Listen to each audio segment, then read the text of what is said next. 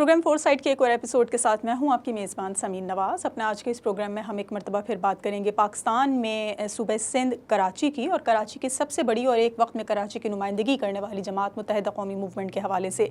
गो के पाकिस्तान और भारत में सियासी पार्टियों का धड़ों में तकसीम होना कोई नई और अनोखी बात नहीं है, लेकिन धड़ों के पुराने परचम तले मुत्तहिद होने की मिसाल शाज़ व नादिर ही देखने में या सुनने में आती है। पाकिस्तान की खालिक जमात मुस्लिम लीग की अगर बात की जाए तो दर्जन भर मुस्लिम लीगें इस वक्त नजर आती हैं, जबकि कायद आज़म मोहम्मद अली जिन्ना की क़यादत में बरे सग़ीर में मुसलमानों के लिए एक अलहदा मुल्क हासिल करने की जद्दोजहद करने वाली इस सियासी जमात में तोड़ फोड़ और धड़ेबंदी का अमल बानी पाकिस्तान की वफ़ात के फ़ौरन बाद शुरू हुआ।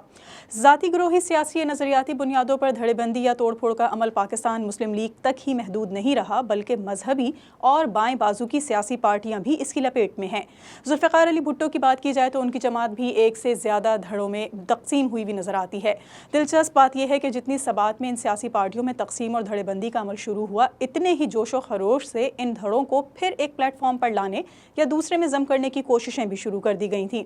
मुत्तहिदा कौमी मूवमेंट की अगर बात की जाए तो तकरीबन 3 दहाइयों तक कराची की नुमाइंदा अक्सरियती जमात रही है ये पार्टी, जिसकी क़यादत लंदन में सियासी पनाह हासिल करने वाले पार्टी कायद अल्ताफ़ हुसैन के पास थी। MQM को 22 अगस्त 2016 को अल्ताफ़ हुसैन की एक मुतनाज़ा तकरीर के बाद सियासी और तंजीमी दुश्वारियों का सामना करना पड़ा, जिसके बाद MQM पाकिस्तान ने अपनी जमात के लंदन ग्रुप से लाताल्लुक़ी का इजहार किया। ताहम बाद में अपनी सफ़ों में इत्तेहाद बरकरार नहीं रख सकी और धड़ों में तकसीम हो गई। धड़ों के इंज़माम का ताहाल बाज़ाब्ता ऐलान तो सामने नहीं आया है, लेकिन फ़रीक़ैन में मुलाकातों और राब्तों का सिलसिला ज़रूर जारी है। इन मुलाकातों के बाद सवाल ये है कि MQM के इंज़माम की ज़रूरत क्यों पेश आ रही है? क्या ये इंज़माम पार्टी की सियासी ज़रूरत है और ये इत्तेहाद कितना पायदार और कारगर साबित होगा, या इसके पीछे कोई और अवामिल कार फरमा हैं? इन्हीं सवालात के कुछ जवाबात जानेंगे अपने आज के इस प्रोग्राम में मौजूद मेहमान से। इसके लिए हमें ज्वाइन करेंगे सीनियर सहाफ़ी और तज्ज़ियाकार हैं रशीद जमाल, जिनसे गुफ्तगू का आगाज़ करेंगे, लेकिन एक ब्रेक के बाद।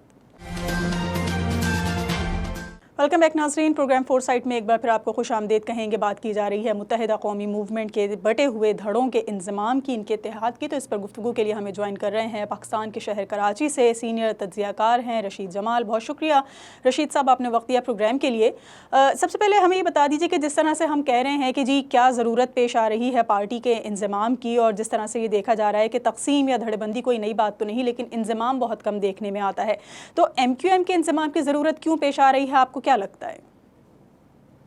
पहले तो ये सोचने की ज़रूरत है कि ये तक़सीम क्यों हुए थे। तो पहले तो हम बात करते हैं तक़सीम होने की। जब MQM के बानी कायद अल्ताफ़ हुसैन साहब जब सरबराह थे पार्टी के और एक जमात होती थी, तो जिस वक़्त जो धड़े आपको नज़र आ रहे हैं, एक फ़ारूक सत्तार का ग्रुप नज़र आता है, एक मुस्तफ़ा कमाल साहब ने अपनी एक सियासी जमात बनाई है, इसी तरह जो है वो और भी लोग धड़े थे। तो वो उस वक़्त भी एक ग्रुप था पार्टी के अंदर और मुख्तलिफ ग्रुप होते, तो यही वजह थी कि अल्ताफ़ हुसैन वक़्तन-फ़वक़्तन जो है राब्ता कमेटी को डिसॉल्व कर देते थे, हटा देते थे, उसकी जगह नई टीम लेके आते थे। उस वक़्त भी ये लोग जो है मुख्तलिफ जो है तक़सीम थे ज़हनी तौर पे और अपने-अपने मफ़ादात को तरजीह दिया करते थे, अपने ग्रुप को तरजीह दिया करते थे। अब जो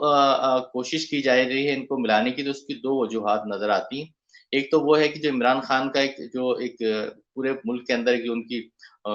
एक तहरीक चल रही है, जो इनकी आप समझ लें कि उनको जो एक अरूज हासिल है, जिस तरह के लोग उनके साथ जॉइन हुए हैं नौजवान तबका। तो सिंध के अंदर जो है पीपल्स पार्टी और MQM ये समझते हैं कि अगर बलदियाती इलेक्शन अभी हो जाते हैं, तो उसके अंदर बहुत बड़ी तादाद में जो है वो सीटें जो है तहरीक-ए-इंसाफ ले जाएगी। तो उस खौफ की वजह से पहले पाकिस्तान पीपल्स पार्टी और उसके साथ MQM दोनों जो है बलदियाती इलेक्शन से फ़रार इख्तियार करते रहे और किसी न किसी बहाने से वो बलदियाती इलेक्शन नहीं चाहते थे। लेकिन अब क्योंकि सुप्रीम कोर्ट ने भी कह दिया है, हाई कोर्ट ने भी कह दिया और फिर आपके इलेक्शन कमीशन का भी बहुत ज़्यादा दबाव है सिंध गवर्नमेंट पे कि वो बलदियाती इलेक्शन कराए। तो अब उसमें ये हुआ कि पीपल्स पार्टी ने अपने जो है वो टारगेट और गोल जो सेट कर लिए हैं। उन्होंने कुछ डिस्ट्रिक्ट्स के अंदर अपने जो है वो इस तरह एडजस्टमेंट की है टाउन नाज़मीन की और क्या कहते हैं चेयरमैन्स की, कि उनको अच्छी बड़ी तादाद में जो है वो वोट मिल जाएँगे। अब यहाँ सूरत हाल ये थी कि MQM को नज़र आ रहा था कि एक तरफ पीपल्स पार्टी ले जाएगी सीटें जो उसकी अपने अपने तौर पे एडजस्टमेंट की हुई है, दूसरी तरफ तहरीक-ए-इंसाफ ले जाएगी। तो अब हमें हमारे हाथ में कुछ नहीं आएगा। तो अब वो तमाम धड़े जो हैं वो इस बात पे कोशिश की इन लोगों ने कि हम एक हो जाने चाहिए, क्योंकि और फिर उसके अंदर जो है फिर हमारी जो एक गवर्नर साहब ने कोशिश की है, जो कि एक एक आप समझ लें कि कहा ये जा रहा है और नज़र भी यही आ रहा है कि वो किसी के कहने पे पहले एमक्यूएम पाकिस्तान में आए और आते ही वो जो है डिप्टी कन्वीनर बने, उसके बाद फिर उनको गवर्नरशिप दे दी गई। अब गवर्नर साहब बाख्तियार इतने में हुए हैं कि वो जिसके पास जाते हैं वो उनके आगे सरेंडर कर देता है। तो मैं समझता हूँ कि एक तो वो दबाव है गवर्नर साहब का, या उनको जो इख्तियारात दिए गए हैं, जो उनको मैसेज दिया गया है कि सारी जमातों को जमा करें, उस इख्तियारात, उस पावर के मुताबिक वो सियासी जमातों के पास जा रहे हैं और वो एक होना चाहते हैं। और तमाम जमातें इसलिए भी मुत्तहद होना चाह रही हैं कि उनको भी मालूम है कि आने वाला बलदियाती इलेक्शन में अगर ये एक साथ नहीं हुए, तो यकीनी तौर पे पीपल्स पार्टी और तहरीक-ए-इंसाफ जो है, वो स्वीप कर जाएगी और एमक्यूएम के हाथ में कुछ भी नहीं आएगा। रशीद साहब, ये बताइए कि क्या ये इंज़माम पार्टी की सियासी ज़रूरत है और ये इत्तेहाद कितना पायदार और कारगर साबित होगा, कब तक कायम रह सकेगा?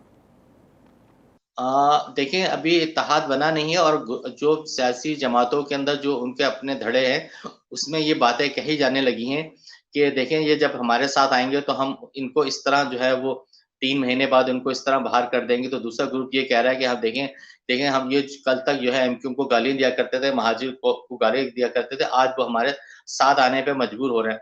देखें ये जो 3 लोग हैं, तीनों अपने अलग-अलग ज़हन के लोग हैं। मुस्तफ़ा कमाल का अपना एक ज़हन है और अलग माइंड की सियासत करते हैं। आपने देखा कि उन्होंने जो है 2023 के इलेक्शन में हारने के बाद भी जो नामुमकिन नहीं हुआ और वो अपनी सियासी जमात को किसी न किसी तरह उन्होंने ज़िंदा रखा और क्या कहते हैं अपने अलग मौक़िफ़ को लेके चले। इसी तरह खालिद मकबूल सिद्दीकी साहब जो हैं वो उनका ज़हन अलग है, उनकी सियासत का तरीक़ेकार भी अलग है। फिर फारूक सत्तार साहब आ जाते हैं, फारूक सत्तार की भी अपनी एक सियासत है, उनका अपने ग्रुप है। अब वो कैसे होगा कि एक सीट जो जहाँ कराची के वो हल्के जहाँ पे एमक्यूएम बआसानी जीत सकती है या जहाँ महाजिर वोट पे उनको वोट मिल सकता है, तो वहाँ पे एमक्यूएम भी चाहेगी कि उसका उम्मीदवार आए। जो पाकिस्तानी इसी तरह मुस्तफ़ा कमाल के जो उम्मीदवार हैं, उनके भी फॉर्म वहाँ जमा वो चाहेंगे कि उस सीट से उनके भी उम्मीदवार खड़े हों। तो फारूक सत्तार ऑलरेडी जो है वो एक आज़ाद उम्मीदवार की हैसियत से अपने बहुत से कैंडिडेट्स को जो है वहाँ खड़ा कर चुके थे। अब सबसे पहली मरहला तो यहाँ उस वक़्त ख़िलाफ़ात पैदा हो जाएँगे जब ये कहा जाएगा कि 15 जनवरी को इलेक्शन हो जाते हैं या होते हैं, तो उसमें से किस तरह कौन-कौन से उम्मीदवार जो है अपने आप को विथड्रॉ करते हैं किस जमात के ना। तो एक तो ये इख्तिलाफ़ है। उसके बाद मैंने जैसा आपसे पहले कहा कि जब एमक्यूएम के बानी कायद अल्ताफ़ हुसैन साहब जो है वो पार्टी हेड किया करते थे 2016 से पहले, उस वक़्त भी एक ग्रुप थे और बड़े मज़बूत ग्रुप थे और एक-दूसरे को नीचा दिखाने के लिए बहुत हद तक जो है वो गिर जाया करते थे, बहुत हद तक जो है वो एक-दूसरे के खिलाफ कैंपेन करते थे और साज़िशें होती थी। तो मुमकिन नहीं है कि सब लोग जमा हों, मैं समझता हूँ कि अगर 6 महीने भी ये कंटिन्यू कर जाएँ तो बहुत बड़ी बात होगी। लेकिन इस तमाम रोल में, इस तमाम सिस्टम में जो गवर्नर साहब जो हैं तसूरी साहब का बड़ा अहम रोल होगा और मैं समझता हूँ जो वो लाइन देंगे, उस लाइन पे ये लोग चलेंगे और कब तक चलते हैं इसके बारे में कुछ नहीं कहा जा सकता। अच्छा, जिस तरह हम बात कर रहे हैं फ़िलहाल बलदियाती इलेक्शंस के हवाले से ज़रूरी समझा जा रहा है इस इंज़माम को, लेकिन क्या आप समझते हैं कि कुछ इस तरह के भी पर्दे के पीछे अवामिल कार फरमा है, कुछ और ऐसे भी अनासिर कार फरमा है जिनकी एमा पर ये तमाम तर काम किया जा रहा है और दरअसल बलदियाती इंतखाबात के कवर में लपेट कर इन तमाम तर जमातों को मुनज़्ज़म करने की कोशिश की जा रही है? तो क्या लगता है आपको, क्या इस इंज़माम के पीछे कोई और अवामिल कार फरमा हैं? जैसे मैंने आपसे कहा ना देखिए एक तो बलदियाती इलेक्शन है ऑलरेडी क्योंकि बलदियाती इलेक्शन से अभी अगर एमक्यू माइनस हो जाती है जो अपने आप जो ज़मीनी इलेक्शन हुए हैं जिस तरह एमक्यू को शिकस्त हुई है जो एक सीट जीती वो भी 65 वोटों से एमक्यू ने जीती थी। इस तरह पाकिस्तान पीएसपी की जो है आपने देखा वो भी जो है बहुत बड़े मार्जिन से कहीं भी जो है वो इलेक्शन में जो है वोट हासिल नहीं कर सके। तो उनकी भी तादाद वोट हासिल करने की जो नज़र आता है वो हज़ारों में है, लाखों में भी नहीं वोट की तादाद, कहीं-कहीं 100 की तादाद में वो एमक्यू पा पा पीएसपी को वोट मिले। फारूक सत्तार की शिकस्त आपने देख ली जो उनका अपना गढ़ था पीआईबी का इलाका वो इलाका जहाँ मेमन बरादरी बहुत बड़ी तादाद में जहाँ से फारूक सत्तार जीतते रहे वो उनको शिकस्त हुई। तो इन तीनों जमातों को अपनी शिकस्त तो नज़र आ रही थी कि आने वाले बल्दी इलेक्शन में हमारी कामयाबी नहीं होगी। तो एक तो बल्दियाती इलेक्शन है, दूसरा मैंने आपसे ये कहा कि जो जो इंटरनेशनल सियासत है, जो पाकिस्तान की सियासत है उसके अंदर आने वाला वक़्त पाकिस्तान के लिए बहुत कड़ा वक़्त है। उसके अंदर इमरान खान का जो रोल है बहुत अहम है। देखिए इमरान खान जब तक एहतजाजी तहरीक चलाते रहेंगे, जब जिस मूड पे वो चल रहे हैं, अगर वो उस मूड पे कंटिन्यू करेंगे, तो पाकिस्तान में सियासी इस्तेहकाम पैदा नहीं होगा। पाकिस्तान में सियासी इस्तेहकाम पैदा नहीं हुआ, तो माशी इस्तेहकाम भी नहीं आएगा। तो इमरान खान अपने जो भी उन्होंने गेम प्ले बनाया है, जो उन्होंने अपना एक रोल बनाया है कि वो सियासत किस तरह करनी है, तो उसमें आज तक तो बहुत कामयाब हुए हैं कि इस वक़्त मैं समझता हूँ ये वक़्त आएगा कि एस्टेब्लिशमेंट को अपना रोल करने के लिए, अदा करने के लिए सामने आना पड़ेगा उसके तमाम पाकिस्तान की सियासी जमातों को, और ख़ास तौर पे तहरीक-ए-इंसाफ को बैठ के ये फैसला करना होगा कि हमें क्या करना है। अब मैं ये सब मेरा अपनी एक राय ये है कि आने वाले वक़्तों में जो है वो एक ये प्लान ये होगा कि ठीक है, हम जो है ये इस हुकूमत को ख़त्म कर देते हैं, उसकी एक केयर टेकर गवर्नमेंट लेके आते हैं, उसके अंदर इमरान खान का भी हिस्सा होगा। इमरान खान का हिस्सा ये होगा कि पंजाब की हुकूमत में उनका शेयर होगा, फेडरल गवर्नमेंट में उनका शेयर होगा और दूसरों सूबों में उनका शेयर होगा। एक केयर टेकर गवर्नमेंट आएगी, उसके अंदर उनका रोल अदा अब वो इमरान खान अपना रोल प्ले करेंगे। एक तो उसकी वजह से मैं समझता हूँ कि ये चाह रहे हैं कि एस्टेब्लिशमेंट और जो क्या कहते हैं हमारे जो इस वक़्त तो ख़ैर एस्टेब्लिशमेंट का वो रोल सामने नहीं आ रहा, लेकिन जो आने वाला वक़्त है मैं समझता हूँ कि उनको अपना रोल अदा करना पड़ेगा। जो पाकिस्तान की जो मईशत की जो सूरत है उसके अंदर यकीनन जो पाकिस्तान के इदारे हैं वो कैसे भी किसी भी तरह जो है अपने आप को इस सूरत-हाल से अलग नहीं कर सकते। फिर दूसरी बात ये कि जो खबरों में आपने भी सुना होगा, हमने भी सुनते हैं कि कहीं न कहीं बानी कायद अल्ताफ हुसैन साहब की चॉकिंग नज़र आ जाती है, कहीं न कहीं उनको बायकॉट का जो है वो जो ऐलान होता है वो कामयाब होता हुआ नज़र आ जाता है। तो उन्हें अपने कायद से भी खौफ है कि अगर वो आ जाते हैं और वो क्या कहते हैं किसी तरह उनकी एंट्री हो जाती है तो फिर हमारा क्या होगा? तो उसका उनका भी एक खौफ है और फिर ये कि तहरीक-ए-इंसाफ के खिलाफ ये ब्लॉक बनाया जा रहा है और ये कोशिश यही की जा रही है कम से कम सिंध में और कराची के अंदर कि जो कौमी असेंबली की 14 सीटें जो है वो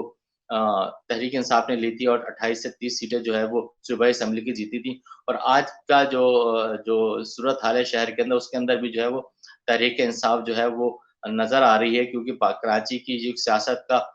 एक महवर रहा है और कराची की सियासत वालों जो कराची के लोग जो हैं बेसिकली जो है अपोज़िशन की सियासत करते रहे हैं। आप चाहे वो आप देख लें भुट्टो के खिलाफ दौर हो या क्या कहते हैं फातिमा जिन्ना के दौर हो, तो हमेशा कराची के लोगों ने हुक्मरान के बगैर के हुक्मरानों के अलावा जो है अपोज़िशन का साथ दिया। इस वक़्त जो है कराची के लोग जो है वो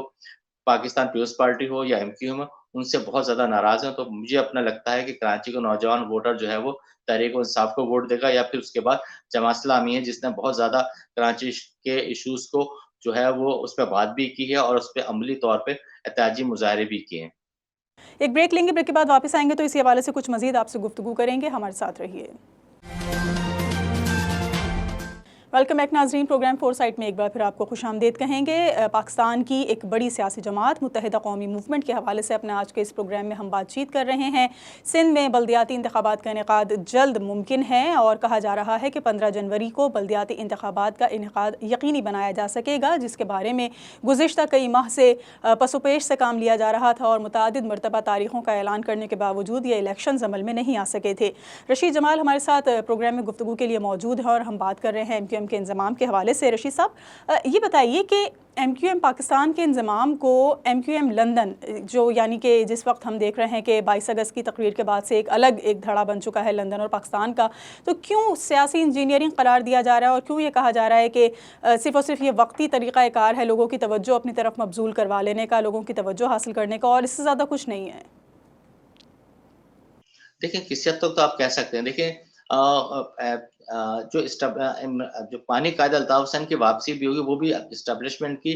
मर्ज़ी से और कुछ शराइत की ही बुनियाद पे होगी। और यहाँ जो एमक्यूएम के जो पाकिस्तान है और जो दूसरे धड़े हैं, वो नहीं चाहते कि अल्ताफ हुसैन की वापसी हो और बहुत सी कुव्वतें वो भी नहीं चाहती कि इमरान खान अल्ताफ हुसैन साहब की कराची में और सियासत उसी तरह बहाल हो। तो लेकिन अगर ये बल्दियाती इलेक्शन में भी ये ग्रुप चारों तीनों मिलके नाकाम हो जाते हैं और कोई डिलीवर नहीं कर पाते। देखिए, बुनियादी वजह ये है कि कराची की जो सूरत-हाल है, तो आपको भी मालूम है कि रोड टूटे हुए हैं, सीवरेज का प्रॉब्लम है, पानी का प्रॉब्लम है। जो है वो गंदगी शहर में फैली हुई है। फिर पुश्ता जो है वो 8-9 साल से जो है तकरीबन महाजरों को सिंध गवर्नमेंट में कोई जॉब नहीं मिली। तो एक लोगों में जो है वो मौजूदा एमक्यूएम से भी नाराज़गी है, पीपल्स पार्टी से तो ख़ैर वो कभी उनको उम्मीदें ही नहीं थी। तो इस तरह जो अभी गुज़श्ता 8 महीने से जो एमक्यूएम पाकिस्तान जो है वो हुकूमत के साथ हिस्सा भी है, वफ़ाक में भी है और जो है वो सूबाई हुकूमत के साथ भी अच्छे मरासिम हैं उनके। तो उनकी जो सियासत का अंदाज़ उससे कराची के लोग बहुत शदीद नाराज़ हैं और मैं नहीं समझता कि वो इस तरह इंतज़ाम होने के बाद और मुत्तहद होने के बाद भी कोई पॉज़िटिव रिज़ल्ट दिया जाएगा। और यकीनन मैंने आपसे कहा ना कि गवर्नर साहब जो हैं वो किसी के एजेंडे पे हैं और सबको जमा कर रहे हैं, वरना क्या मुमकिन था कि एक मुस्तफ़ा कमाल साहब ने जो बहुत स्ट्रॉन्ग स्टैंड लिया हुआ था और कहते थे कि अगर सब जमातें मिल के भी जो है वो हम तमाम महाजिर मिल भी जाएँ, तो मसले का हल नहीं। देखिए एमक्यूएम जो है वो महाजिर कौमी मूवमेंट एमक्यूएम जो है वो महाजिरों की बात करती है, जबकि मुस्तफ़ा कमाल साहब जो है महाजिरों की बात नहीं करते। वो कराची के में रहने वाले तमाम जो है वो यूनिट्स और तमाम जो कौमियतों की बात करते हैं। जबकि एमक्यूएम पाकिस्तान जो है वो महाजिरों की सियासत की बात करती है। तो यकीनन बुनियादी इख्तिलाफ तो यहीं सियासत के अंदर यहीं शुरू हो जाएगा कि वो किस तरह अपनी सियासत को आगे बढ़ाएँगे। तो यकीनन कहीं न कहीं से तो ये है, मामला नज़र आ रहे हैं कि इनको जोड़ा जा रहा है, और लेकिन जोड़ा इसी तरह जा रहा है कि ये बहुत ज़्यादा पावर में फिर भी नज़र नहीं आएँगे, मुझे लगता है। रशीद साहब, पार्टी के अंदर की अगर हम बात करें तो इस वक्त क्या सिचुएशन नज़र आ रही है पार्टी के अंदर की जो सियासत है उसमें? एमक्यूएम पाकिस्तान की ही अगर हम बात करें तो इस एमक्यूएम पाकिस्तान में ही डिफरेंट ग्रुप्स मौजूद हैं। फैसल सब्ज़वारी एक अलग ग्रुप रखते हैं, अमीनुल हक एक अलग ग्रुप रखते हैं। ये वो लोग हैं जो इस वक्त मिनिस्ट्रीज़ जिनके पास मौजूद हैं, हुकूमत में बैठे हुए हैं ये लोग, इनकी एक अलग सोच है, अलग नज़रिया है। जबकि अगर हम आमिर खान की बात कर लें जो हकीकी ग्रुप से वापस आए थे एमक्यूएम में, और फिर अब एक मरतबा फिर वो कहीं गायब हैं, मुल्क से बाहर नज़र आ रहे हैं, तो इस वक्त अंदरूनी जो सियासत नज़र आ रही है वो इस सिचुएशन में कहाँ नज़र आती है?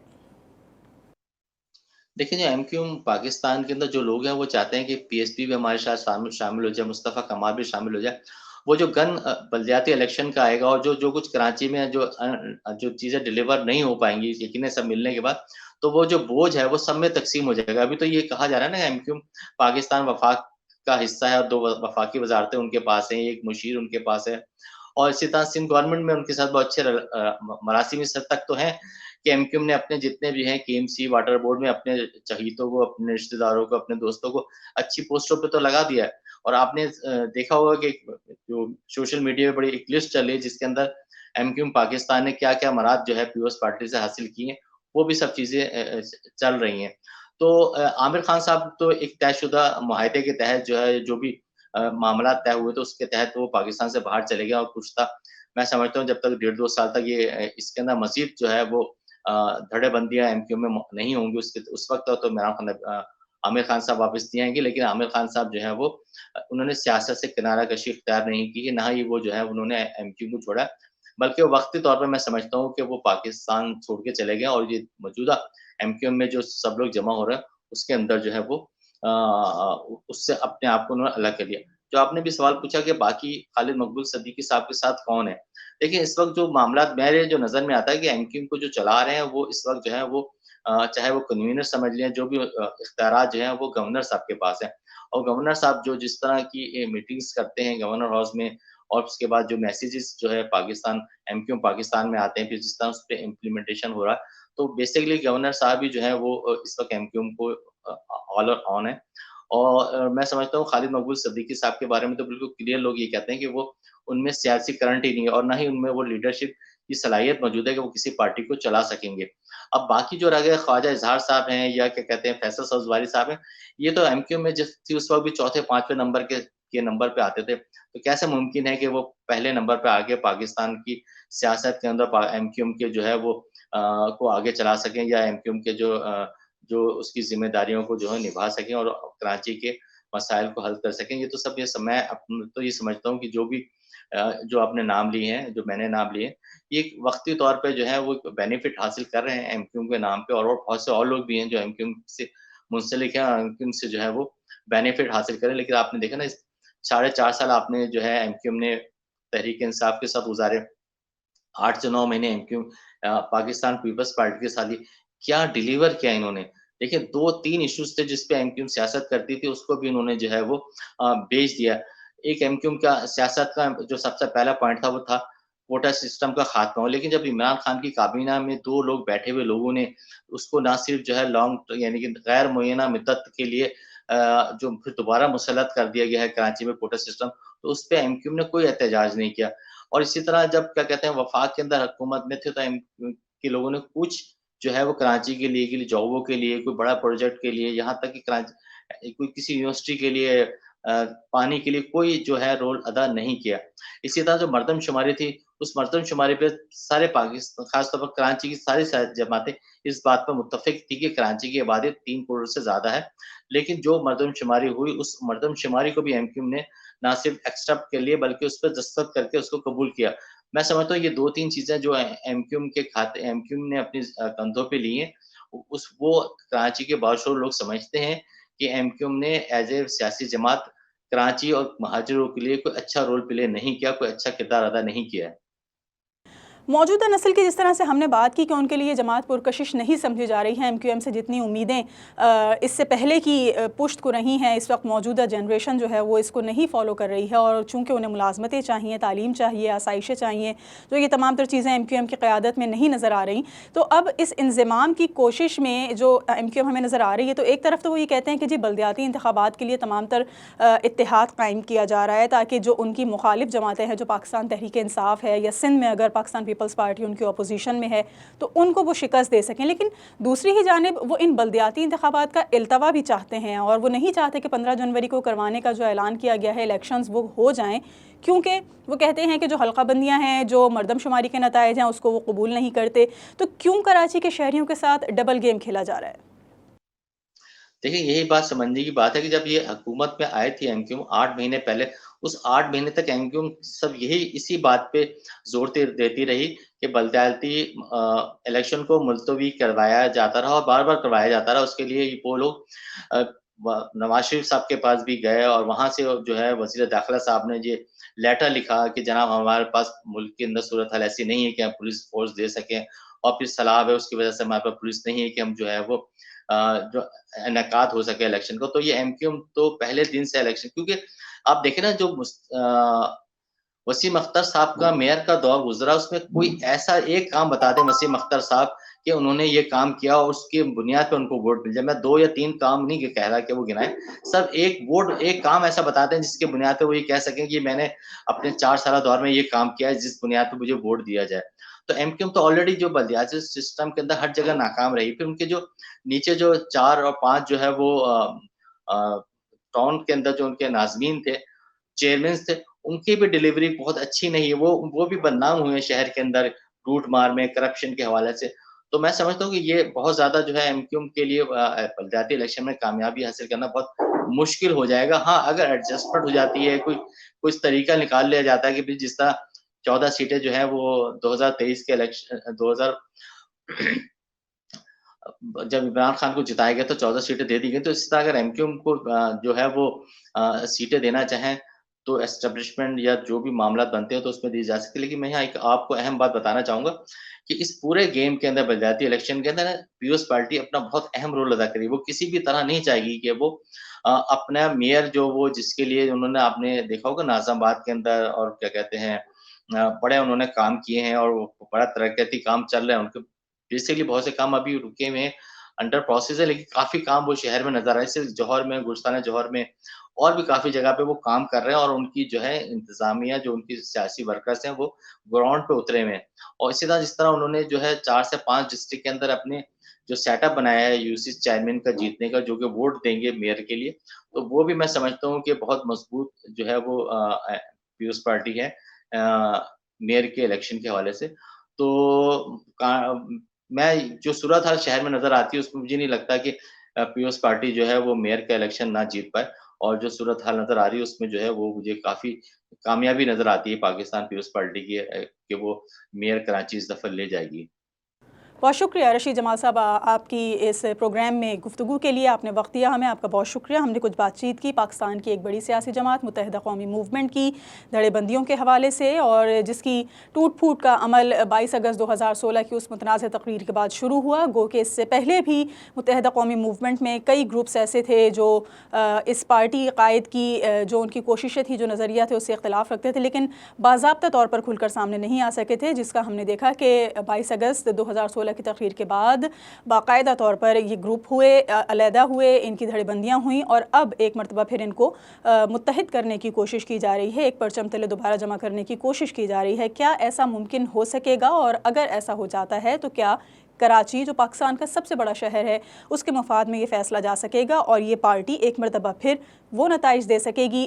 इस शहर के शहरियों को जो इससे तवक्को किए बैठे हैं। आज के इस प्रोग्राम के लिए इतना ही। अगले हफ्ते एक और मौजू के साथ हाजिर होंगे। प्रोग्राम टीम के साथ समीन नवाज़ को इजाज़त दीजिए। अल्लाह निगहबान।